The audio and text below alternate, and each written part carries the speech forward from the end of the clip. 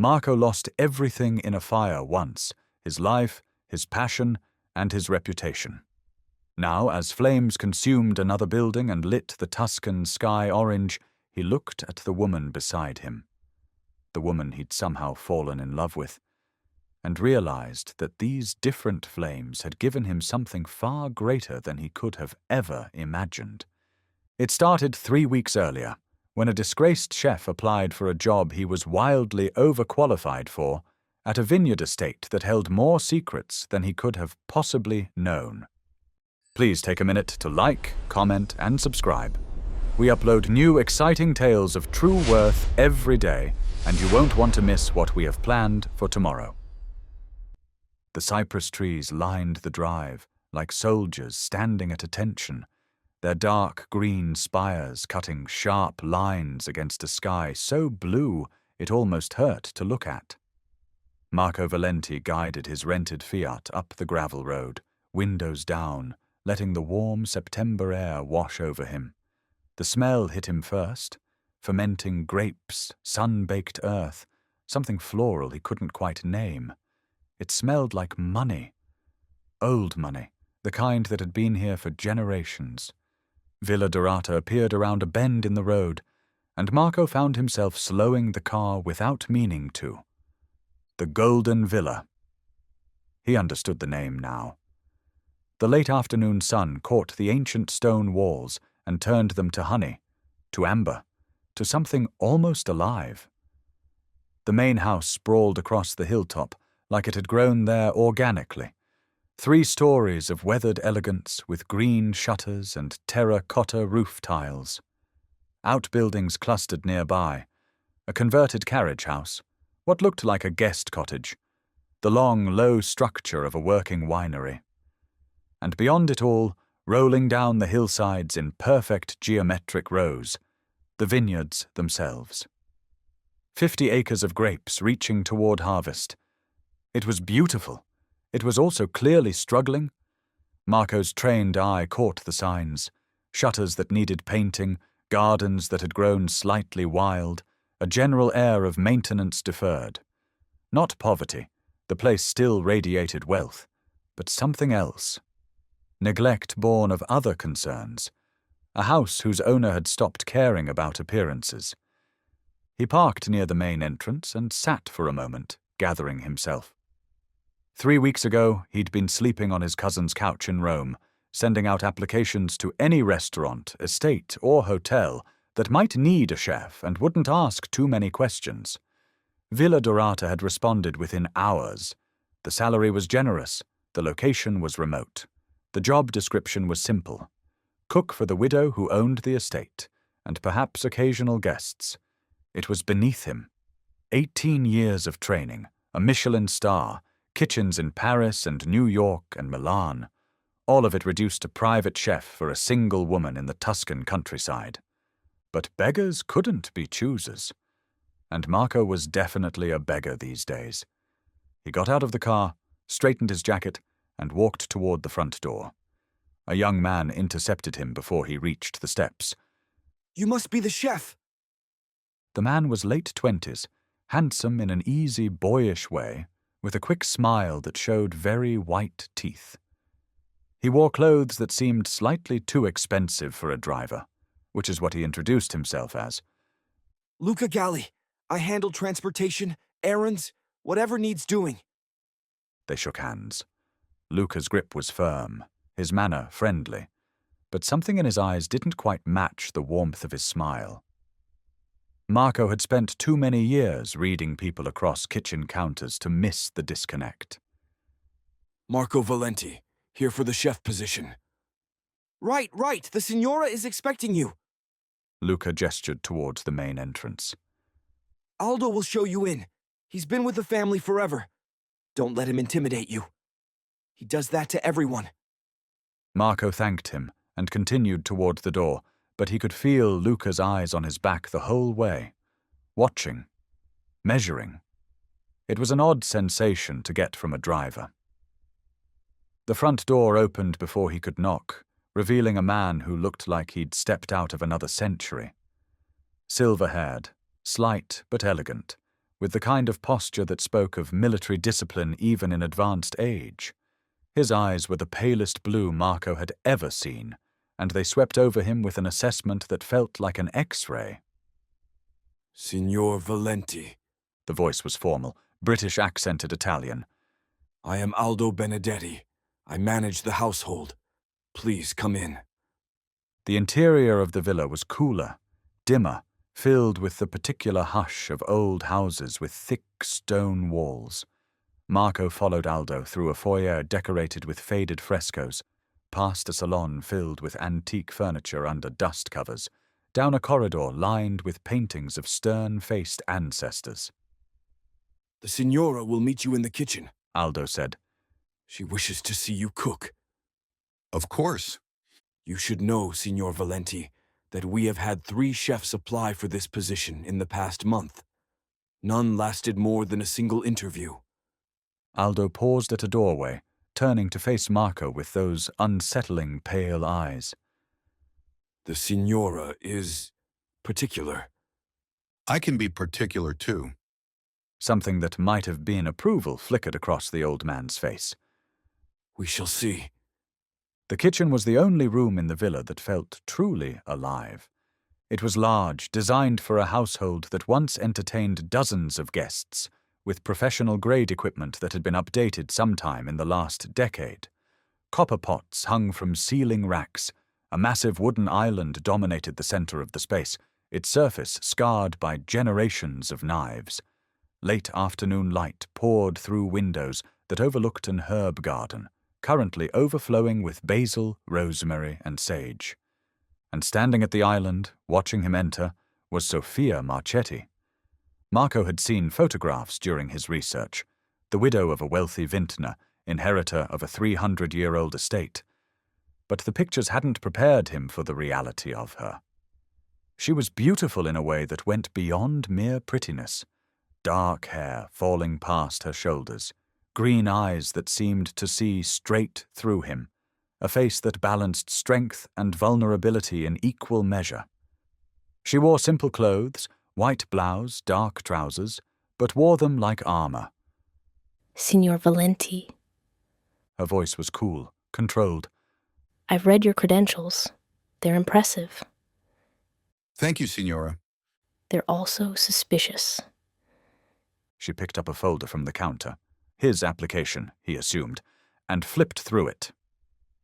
Michelin-starred restaurant in Milan, trained in Paris, worked in New York, and now you want to cook for one woman in the middle of Tuscany? She looked up at him. Why?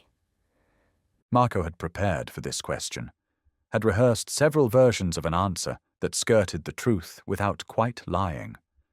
But something about the directness of her gaze made those prepared words evaporate. My restaurant burned down 18 months ago. The investigation ruled it arson, but they couldn't prove who did it. My insurance won't pay. My reputation is destroyed. He met her eyes. I need work, and I need it somewhere. No one asked too many questions. You need a chef. It seemed like a reasonable arrangement. Silence stretched between them. Marco waited for her to show him the door. Who would hire someone who'd just admitted to being the subject of an arson investigation? Instead, she set down the folder and gestured towards the kitchen. Cook something. What would you like? Whatever you want. You have 30 minutes. Marco moved through the kitchen like he was coming home. He opened the refrigerator, took inventory, checked the pantry, the spice rack, the herb garden outside the window. His hands began working before his mind had fully decided on a dish, selecting tomatoes from a bowl on the counter, grabbing a handful of basil, reaching for the pasta flour without looking. Pasta. Simple, fundamental, the foundation of everything he'd ever cooked. He would make it fresh, by hand, the way his grandmother had taught him before he'd ever set foot in a professional kitchen. The flour hit the counter in a soft pile. His hands made a well in the center, cracked eggs into it, began the rhythmic folding motion that would transform raw ingredients into dough. He worked without speaking, aware of Sofia watching from her position by the island, aware of Aldo hovering in the doorway, aware of the weight of this audition. But mostly, he was aware of how good it felt to cook again. For 18 months, he'd barely touched a stove. The fire had taken more than his restaurant. It had taken his confidence, his identity, his sense of self. He'd been Marco Valenti the chef for so long that he'd forgotten there was any other version of himself. Without the kitchen, he'd been no one at all. Now kneading dough, slicing tomatoes, heating olive oil in a pan until it shimmered, he felt the pieces of himself clicking back into place. The dish came together in 23 minutes. Fresh pasta with a simple tomato sauce, basil from the garden, a drizzle of local olive oil. Nothing fancy. Nothing that would win awards or impress food critics. Just pure flavors, handled with respect. He plated it and set it in front of Sofia. She looked at the dish, then at him. That's it? Pasta with tomato sauce? The best dishes don't need complexity. They need truth. She picked up a fork, twirled pasta around it, raised it to her lips, chewed, swallowed. And then, to Marco's complete shock, her eyes filled with tears. She set down the fork, pressed a hand to her mouth. Her composure cracked for just a moment, long enough for him to see the grief and fear and loneliness that lived beneath the cool exterior, before she pulled herself back together. When can you start? She asked. Tomorrow, if you'd like. I would like. She stood, still not quite meeting his eyes. Aldo will show you to the guest cottage. Your meals, accommodations, and a car for personal use are included with your salary. I eat dinner at 8, alone. I don't want conversation. I just want to eat. She left before he could respond. Marco looked at Aldo, who had watched the entire exchange with an expression that revealed nothing. What was that? Marco asked. That, Signor Valenti, was the first time I've seen the Signora cry since her husband died. The old butler's voice was carefully neutral. The cottage is this way. The first week passed in a rhythm that Marco came to know intimately. He woke at dawn in the guest cottage, a small but comfortable stone building 100 meters from the main house, and walked to the villa's kitchen while the light was still grey and the vineyards were heavy with morning mist. He planned menus, checked supplies, and began the slow preparation that good cooking required. Sofia ate breakfast at 7, always the same. Coffee, fruit, yogurt. She ate lunch at 1, usually alone in her office, working through papers that Marco never asked about. And dinner was at 8, in the formal dining room, where she sat at one end of a table built for 20, and ate whatever Marco prepared in complete silence. She had not exaggerated about wanting no conversation. The first night, Marco had attempted a pleasantry, a comment about the quality of the local olive oil, and she had looked at him with such guarded wariness that he'd immediately retreated. She didn't want a companion. She wanted a ghost who left food on her table and then disappeared. So that's what he became. But even ghosts observe things. And Marco observed plenty. He observed the way Sofia flinched at unexpected sounds. A door closing too hard, a pot clanging in the kitchen. He observed how she checked the locks on every exterior door, multiple times per day, with a compulsion that went beyond careful into something more like desperate. He observed how she watched the vineyards through the windows, her eyes scanning the rows of grapes like she expected someone to emerge from between them.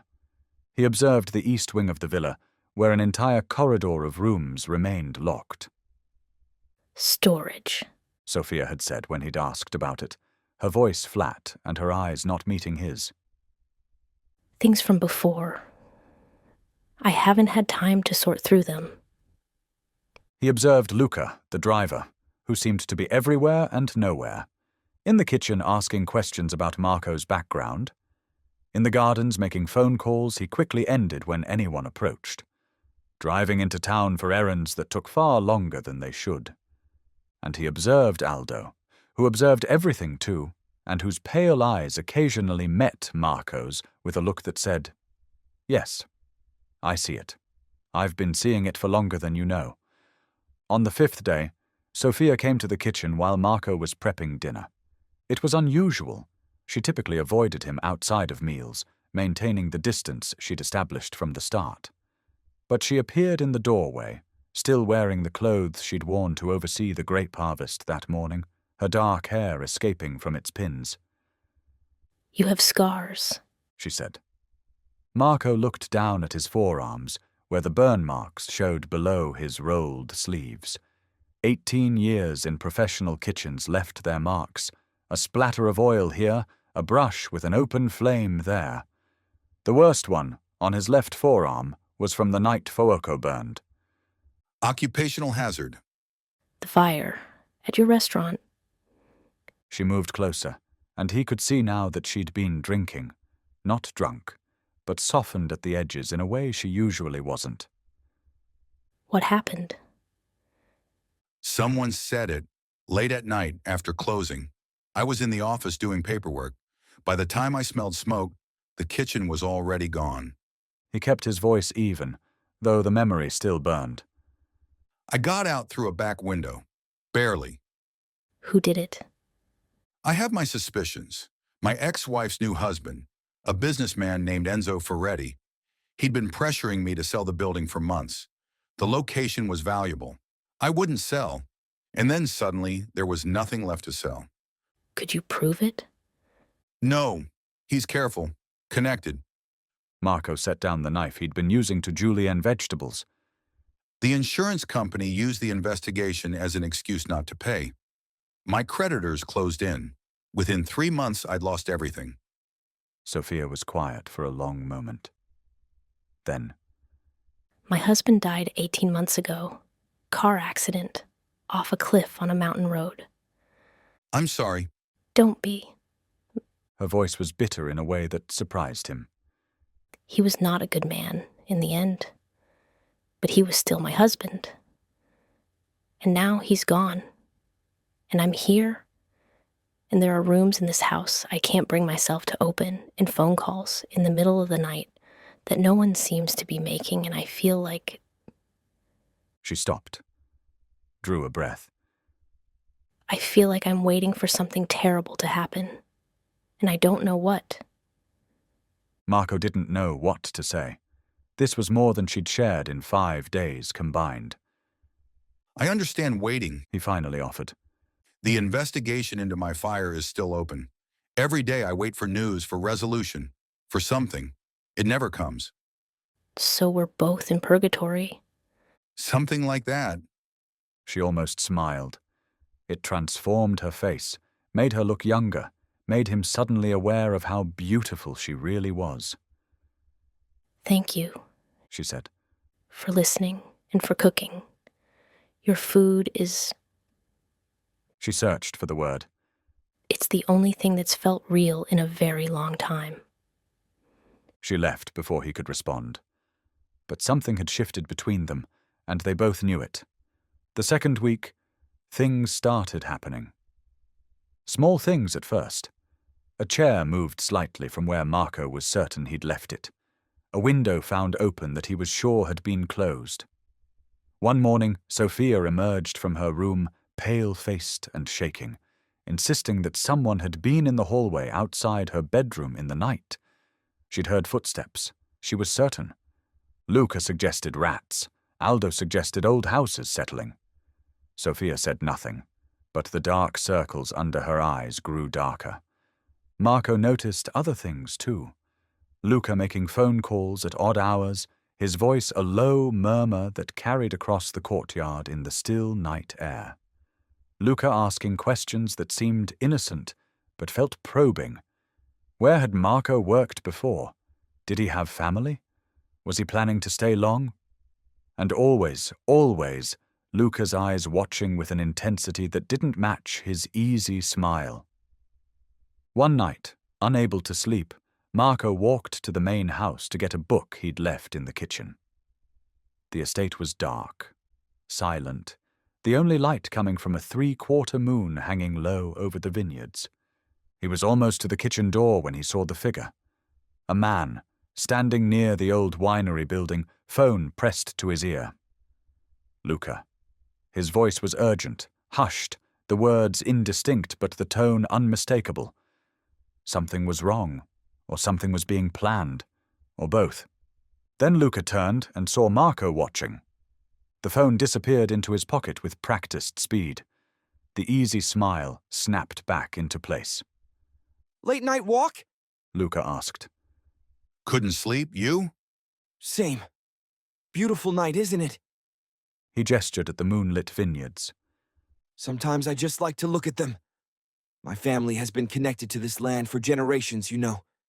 Distant cousins of the Marchettis. It's in my blood.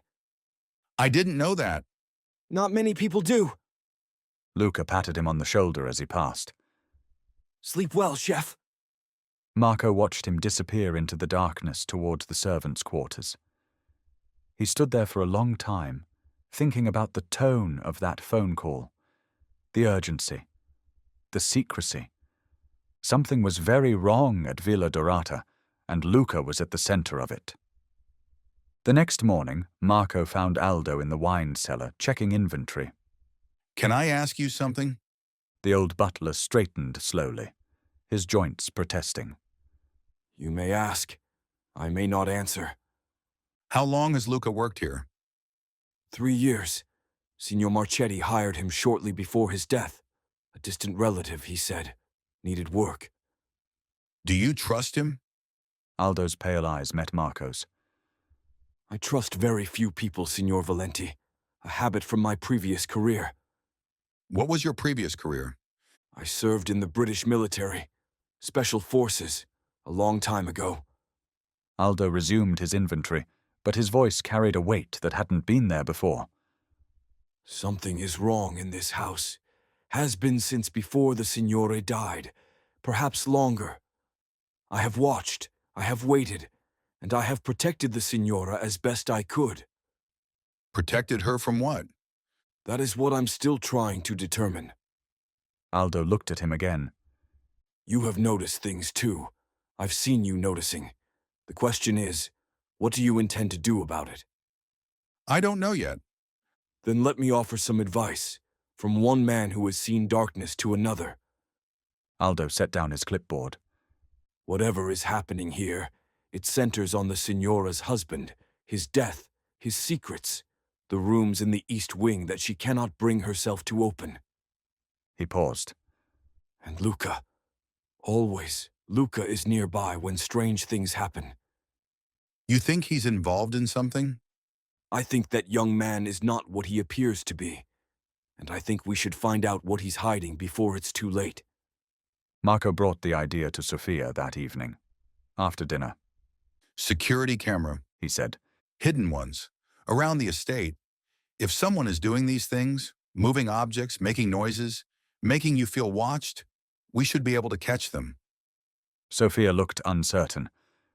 You think someone is deliberately trying to frighten me?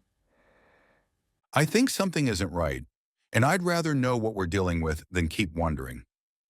Luca could install them. No. Marco's voice was firm. Whatever we do, Luca can't know about it. I have reasons. She studied him for a long moment. Then she nodded. Aldo, it turned out, knew a great deal about surveillance, more than a butler should. He sourced the cameras from a contact in Florence, small, wireless, virtually undetectable, and supervised their placement around the estate with the practiced eye of someone who had done this kind of work before. Fields of fire, He murmured to himself, while positioning a camera to cover the main courtyard. overlapping coverage, leave no blind spots. You weren't just military, Marco said. you were something more. SAS, 20 years. Aldo adjusted the camera angle by millimeters. One learns certain skills. They don't fade with age, even if the body does. They installed 12 cameras in all, covering the main entrances, the courtyard, the wine cellar stairs, the East Wing corridor. The feeds ran to a laptop hidden in Sofia's private study, accessible only by password. For 3 days, the cameras showed nothing unusual. On the 4th night, they showed something. Marco was the one who spotted it, reviewing footage while Sofia slept. A figure, moving through the vineyards just after midnight, staying low, using the rows of grapes as cover, approaching the main house and then circling it slowly, studying it.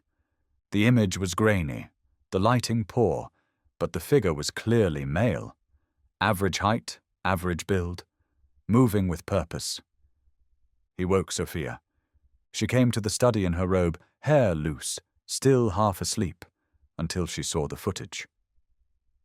Then she went very still. Play it again. He did. She leaned closer to the screen. The figure was paused in a pool of moonlight, face tilted slightly upward, looking at a second-floor window. That's Sofia's voice caught. That's impossible. Who is it? That's Vittorio.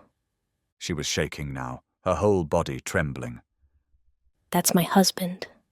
That's his posture, his build, the way he holds his shoulders. I would know him anywhere. Your husband is dead. I thought so too. She turned to face Marco, and there was terror in her eyes, unlike anything he'd seen. But that's him. I'm certain of it. My dead husband is watching my house. They summoned Aldo. He watched the footage 3 times, his face betraying nothing, before he finally spoke. We have a problem. The next hours were spent in Sofia's study, piecing together a picture that none of them wanted to see. Sofia told them everything. The gambling, high-stakes poker, private games with wealthy men who turned out to be connected to Italian organized crime. The strange visitors in the months before Vittorio's death, hard-faced men who spoke in low voices and left her husband shaken. The arguments she'd overheard, about money owed and money hidden and debts that couldn't be paid. I was going to leave him, She said. I'd already contacted a lawyer. I couldn't live with the lies anymore, the secrets, the fear. And then the accident happened. He drove off a mountain road. The car burned. They found a body. Dental records confirmed it was him. Dental records can be falsified. Aldo said quietly. With enough money, anything can be falsified. Marco had been researching on his phone while Sofia talked. The Calabrian crime families have a significant presence in Tuscany. Gambling operations, money laundering, extortion. If your husband was connected to them... He was. I'm certain of it now. Then faking his death might have been the only way out. Marco set down the phone. If he owed them money, significant money, disappearing might have seemed better than the alternative. But why come back? Sofia's voice was anguished. Why now? Why is he watching the house? Aldo spoke slowly, carefully, like a man fitting pieces of a puzzle together. 6 months before the Signore died, he spent a great deal of time in the wine cellar. More than made sense for a man who showed little interest in the actual winemaking. I assumed he was hiding something, but I never found evidence of what. You think he hid something here, Marco said. something valuable enough to risk coming back for. I think he needs something from this estate, badly enough to lurk in shadows and watch his widow sleep. The question is what? They looked at each other. Marco, Sofia, Aldo, united by circumstance into a conspiracy of 3. What do we do? Sofia asked. We wait, Aldo said. we watch, and we don't tell Luca anything. You think he's involved? I think he arrived conveniently shortly before your husband's death, claiming family connections that I've never been able to verify. I think he makes phone calls he doesn't want overheard. And I think he's been trying to drive you away from this estate with small acts of sabotage. Aldo's voice was hard. Yes, I think he's involved. That night, Marco saw headlights coming up the long drive at midnight. He watched from his cottage window as a car, not Luca's, a rental, parked near the main gate. A figure got out, spoke briefly with someone in the shadows. Luca, Marco was almost certain, and then got back in the car and drove away. A lost tourist, Luca would probably claim if asked, looking for directions. But tourists didn't meet in secret at midnight. The next morning, Marco noticed Luca was armed. A pistol, poorly concealed under his jacket, visible when he reached for something in the kitchen. He told Aldo. The old butler nodded grimly, and then did something unexpected. He led Marco through a hidden door in the wine cellar into a network of passages that wound through the walls of the villa like veins. Built during the wars, Aldo explained, his voice barely above a whisper. To hide valuables, to escape if enemies came. I've maintained them over the years. The Signora doesn't know they exist. Why show me? Because you may need them.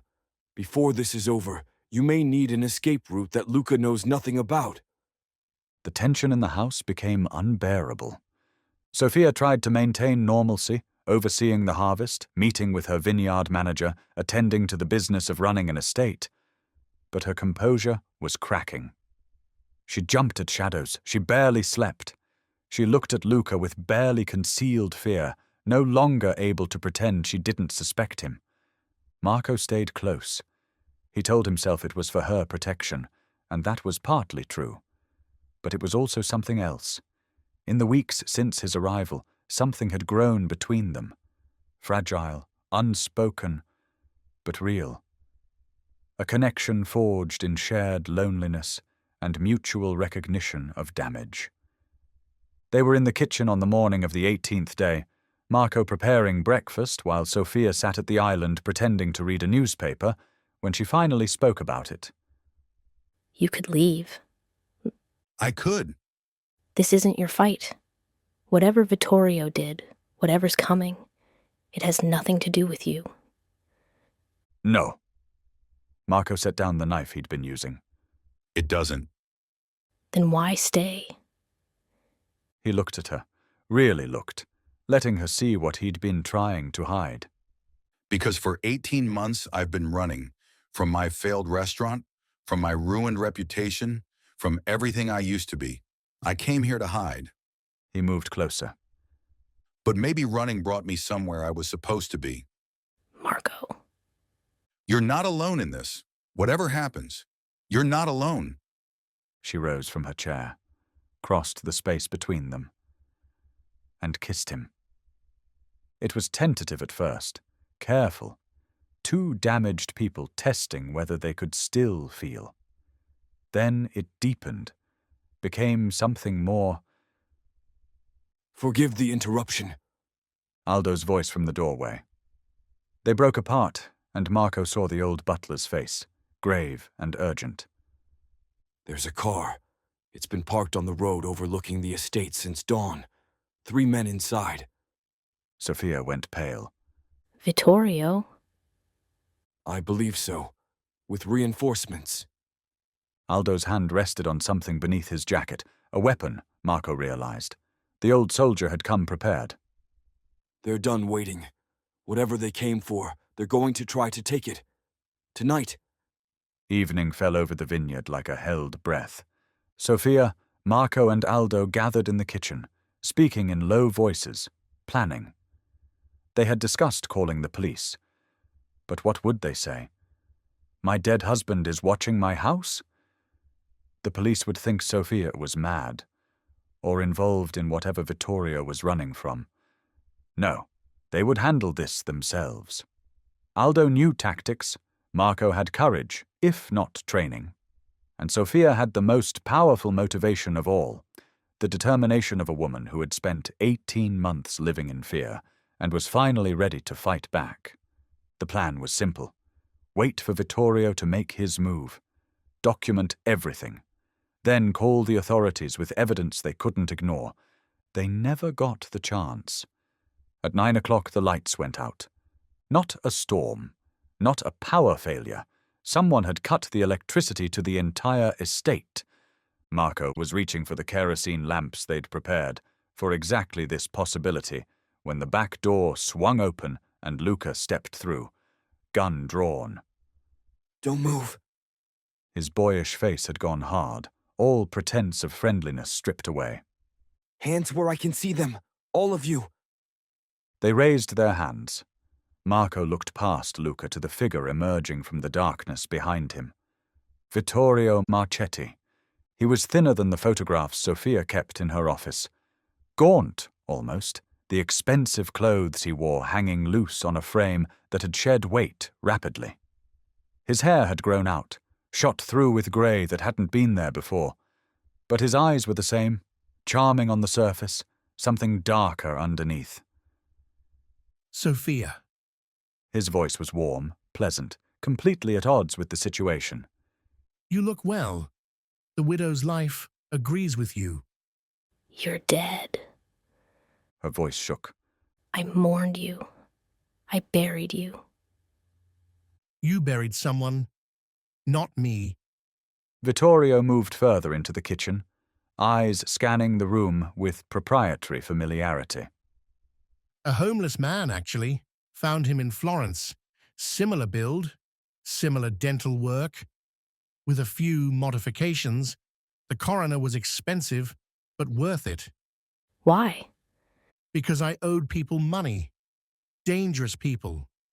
Disappearing seemed smarter than dying for real. His pleasant mask slipped, revealing something feral beneath. I planned to come back, retrieve what I'd hidden, start over somewhere they couldn't find me. But you... He stepped closer to Sofia, and Marco saw her flinch. You were supposed to leave, sell the estate, move on with your life. You were never supposed to stay. This is my home. It was my family's home for 300 years. The anger flashed, then subsided. No matter. Luca's been trying to encourage you to leave, but you're more stubborn than I gave you credit for. So we do this the hard way. What do you want, Vittorio? Access to the wine cellar. There's something I left behind, something valuable. You and your new friends are going to stay right here while I retrieve it, and then I'll be gone forever. You'll never see me again. And if we refuse? Vittorio smiled. It was not a nice smile. I'm already dead, Sofia. The things a dead man can do without consequences, well, let's not find out. He nodded to Luca. Tie them up. Luca moved toward Aldo first. The old man was clearly the biggest threat, but he'd underestimated how much threat remained in a 74-year-old former Special Forces operative. What happened next was almost too fast to follow. Aldo moved with speed that seemed impossible for his age, decades of training activating in an instant. His hand snaked out, caught Luca's wrist, twisted. The gun clattered to the floor, a strike to the throat, precise and devastating, and Luca was down, gasping, no longer a threat. Aldo had the gun before it stopped spinning, but Vittorio had his own weapon. He raised it, aimed at Sofia's head. Old man. His voice was steady, but his eyes were wild. Put it down, now. Time stopped. Aldo gun-trained on Vittorio, Vittorio gun-trained on Sofia. Marco watching, waiting for an opening that might never come. And then Marco moved. He didn't think about it, didn't plan it. He simply saw the man he hated threatening the woman he loved, and something primal took over. He tackled Vittorio from the side, hitting him low, driving him into the kitchen island. The gun went off. Wild. The bullet punching into the ceiling, as they crashed into the ancient wood. Pots and dishes clattered. Glass shattered. They rolled across the floor, grappling, fighting for control of the weapon. Marco was stronger. Vittorio was desperate. They slammed into the counter where a kerosene lamp sat burning, their only light since the power had been cut. The lamp toppled. Glass broke. Kerosene splashed across the dry wooden floor and ignited.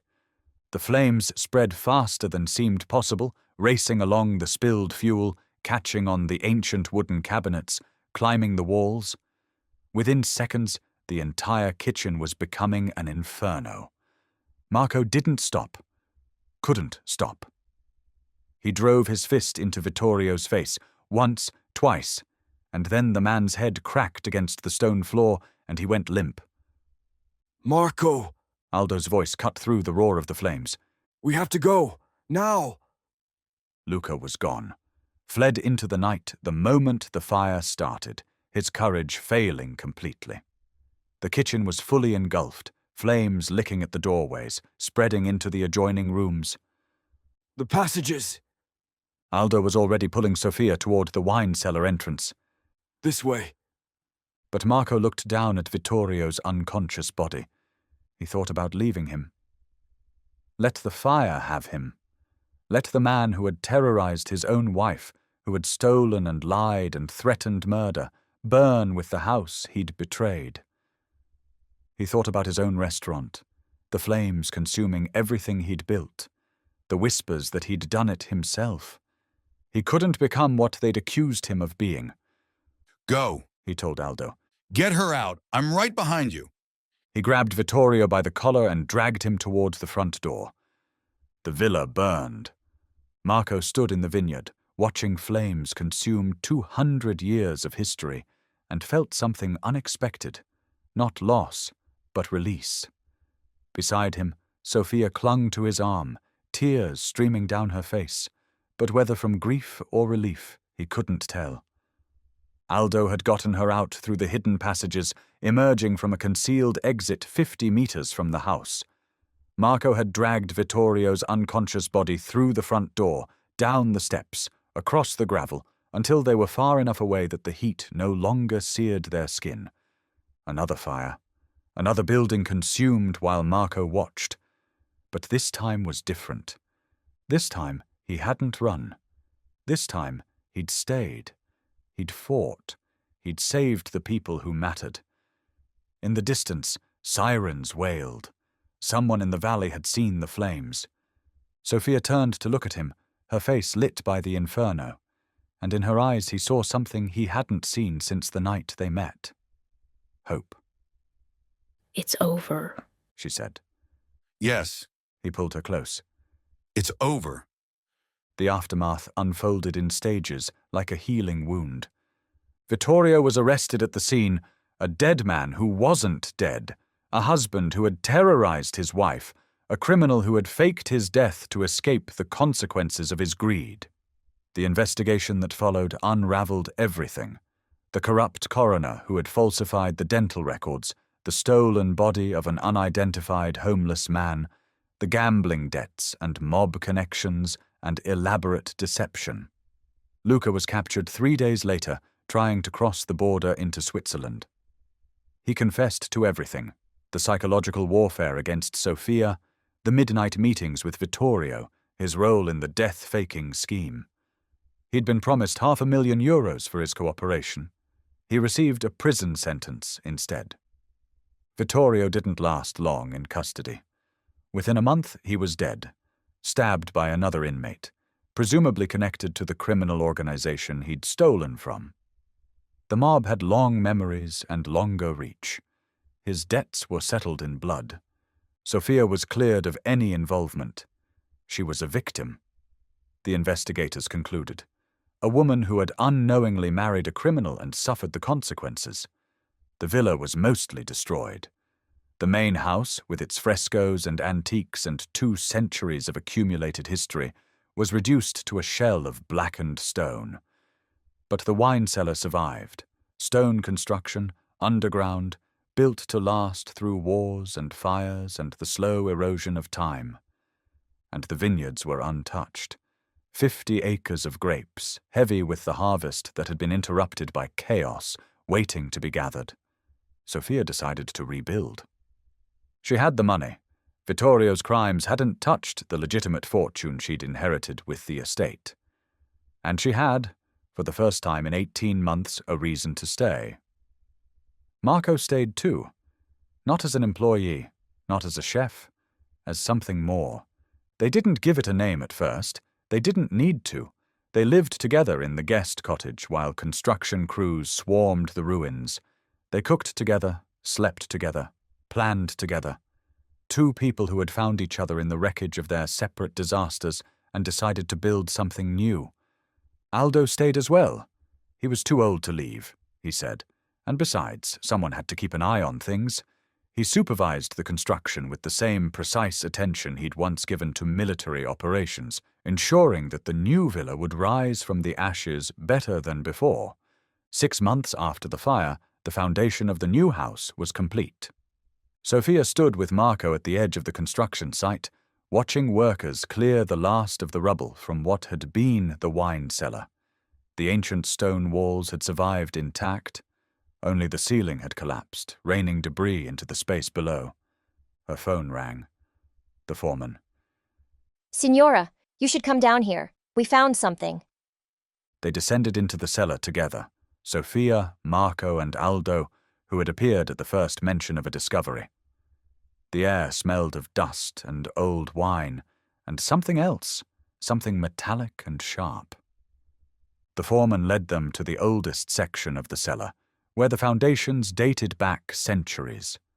Workers had pulled up the concrete floor, laid sometime in the 20th century, and beneath it, buried in the packed earth, they'd found a safe. Fireproof. Heavy. Locked with a combination that no longer mattered because the workers had already cut it open. Inside, 3 briefcases. Sofia opened the first one, and her breath caught. Jewels, diamonds, rubies, emeralds, loose stones, and finished pieces, glittering in the construction lights like frozen fire. The second briefcase held more of the same, plus stacks of bearer bonds. The third contained cash, euros, dollars, Swiss francs, more money than Marco had ever seen in one place. This is what he hid, Sofia whispered. This is what he came back for. 3 million euros. Aldo estimated, his trained eye assessing the contents. Perhaps more. Stolen from the criminals he owed. He didn't just run from them. He robbed them first. And they killed him for it. Sofia closed the briefcase. He died because he was greedy. Because he couldn't bear to lose. She stood there for a long moment, looking at the fortune her dead husband had hidden. The fortune he'd terrorized her to retrieve. The fortune that had cost him his life. Then she turned to Marco. What do we do with this? He thought about it. About the money that could rebuild not just the villa but the entire estate. About the opportunities it represented. About the ghosts it might carry. But mostly, he thought about the woman beside him. The life they were building. The future that had risen, improbably, from the ashes of both their pasts. Whatever we want, He said, and standing in the ruins that would become their home, surrounded by evidence of crimes and consequences and the strange ways that fortune found the living, Marco Valenti finally felt like he'd stopped running. The past had burned. The future was theirs to build.